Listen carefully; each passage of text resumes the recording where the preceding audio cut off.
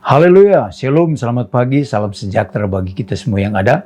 Kembali lagi dalam program GPD Villa Melati Mas datang menyapa kita di pagi hari ini. Sebelum kita melakukan aktivitas rutinitas kita, bahkan seluruh pekerjaan kita mau dasari kehidupan kita ini dengan kebenaran firman Tuhan. Firman Allah saya ambil di dalam Injil Lukas pasal yang ke-18 ayat yang ke-41.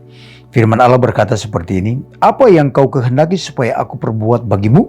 Jawab orang itu, "Tuhan, supaya aku dapat melihat."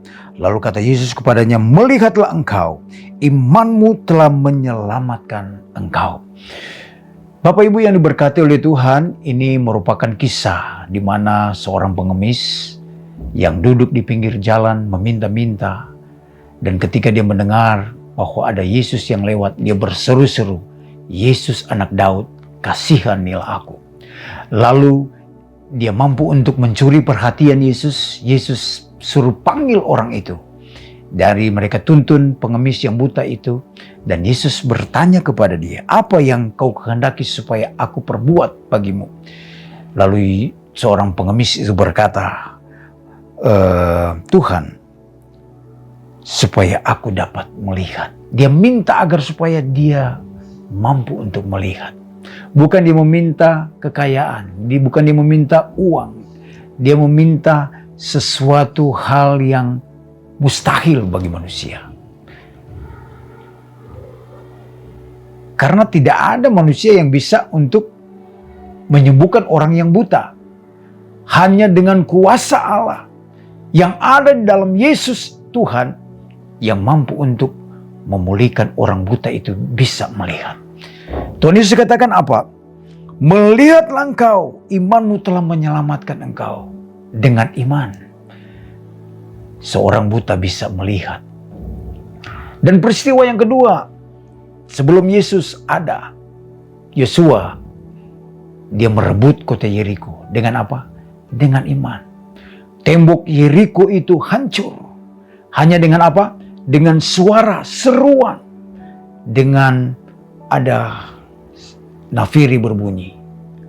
Ketika mereka mendengar trompet berbunyi, ketika mereka mendengar ada bunyi-bunyian, mereka harus serentak untuk apa? Berseru, berteriak. Maka apa? Tembok Yeriko itu roboh. Dan bangsa Israel masuk ke kota Yeriko, merebut kota Yeriko itu. Nah Bapak Ibu yang diberkati oleh Tuhan. Nah ini merupakan hal yang sangat penting dalam kehidupan kita. Dalam dua peristiwa ini menarik kesimpulan bahwa kita harus memiliki iman. Iman yang sama seperti seorang pengemis, seorang buta. Dengan iman dia berkata bahwa agar supaya dia bisa melihat. Dan Yesus mampu untuk melakukan itu karena apa? Ada iman di dalam hati seorang pengemis, seorang buta itu. Dia melihat Tuhan ubahkan sesuatu yang tidak mungkin menjadi mungkin. Tuhan mengubahkan seorang buta, dia bisa melihat. Karena apa? Iman di dalam diri seorang pengemis buta itu begitu besar. Begitu pula Yosua. Tuhan melihat keberadaan Yosua, punya iman. Dengan iman, tembok Yeriko itu roboh dan mengalami kemenangan. Saudara dan saya akan mengalami kemenangan. Saudara dan saya diperhadapkan dengan masalah. Kita akan menghadapi masalah-masalah yang akan di depan mata kita. Kalau kita tidak punya iman, masalah itu tidak mampu untuk kita hadapi. Tapi kalau kita punya iman, masalah sebesar apapun itu akan roboh, itu akan hancur. Karena apa? Karena kita punya pengharapan, punya keyakinan, punya iman di dalam Yesus Tuhan yang mampu untuk mengubah kehidupan kita. Mungkin saat ini kita sakit. Kalau saudara dan saya punya iman, sakit itu akan berlalu. Kalau kita punya masalah di dalam rumah tangga, keluarga, pekerjaan kita, semua itu akan teratasi. Karena apa? Kita punya iman. Saya akan berjalan dengan iman, berjalan bersama-sama dengan Tuhan.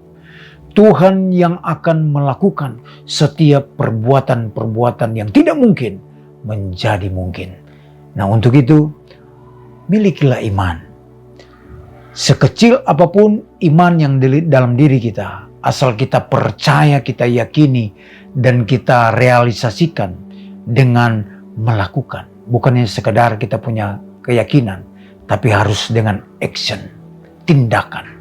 Kita mau berjalan, kita mau maju bersama-sama dengan Tuhan, maka kita akan meraih namanya kemenangan di dalam Tuhan. Puji Tuhan, inilah kebenaran firman Allah. Jadi kesimpulannya, milikilah iman, hadapi setiap masalah, berjalan bersama-sama dengan Tuhan. Tuhan Yesus memberkati kita semua.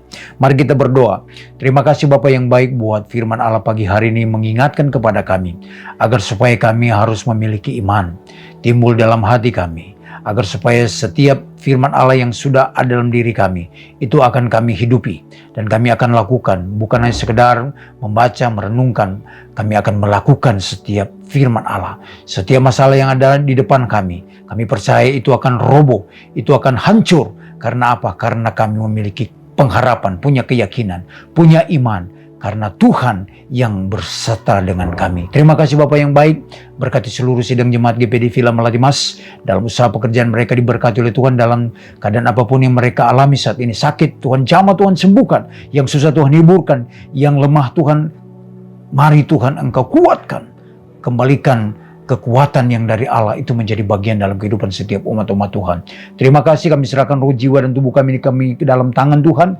Bungkus tutup kami dengan kuasa darah-Mu di sepanjang hari ini. Kami akan berjalan bersama-sama dengan Tuhan. Lindungi kami, proteksi kami, jaga Tuhan, pagari kami dengan pasukan malaikat surgawi, agar supaya setiap keluar masuk kami ada dalam perlindungan Tuhan. Terima kasih Bapa. Inilah menjadi doa kami. Dalam berkat nama Tuhan Yesus Kristus kami berdoa dan mengucap syukur. Haleluya.